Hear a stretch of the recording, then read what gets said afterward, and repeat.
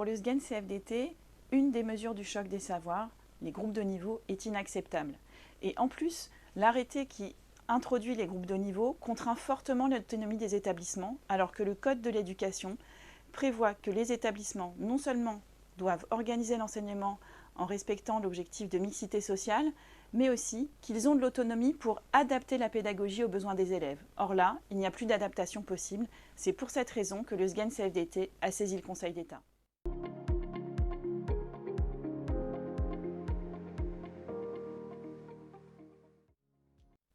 Oui, nous avons aussi déposé un référé parce que nous estimons qu'il faut que le Conseil d'État rende sa décision vite, si possible en annulant l'arrêté, c'est ce que nous souhaitons, qui organise les groupes de niveau. Il faut aller vite parce que la mise en œuvre des groupes de niveau a un effet immédiat sur le travail, d'abord des personnels de direction, mais en fait, dès la rentrée, c'est des dégradations des conditions de travail pour beaucoup de collègues, en particulier dans les petits collèges. Les professeurs de mathématiques et de français risquent d'être contraints de donner des compléments de service dans un autre établissement, pas toujours très proche du leur.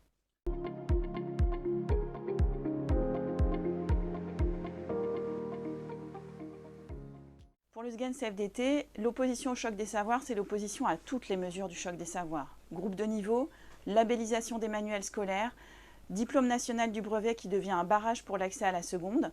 Bref, il y a encore beaucoup d'autres choses à part les groupes de niveau contre lesquels nous luttons. Les prochaines étapes, c'est quoi? Ce sont des manifestations ou des réunions publiques qui sont organisées partout en France par des militants et des militantes du SGEN CFDT. C'est une journée de manifestation dans plusieurs régions de France et à Paris le samedi 25 mai pour manifester l'opposition au choc des savoirs.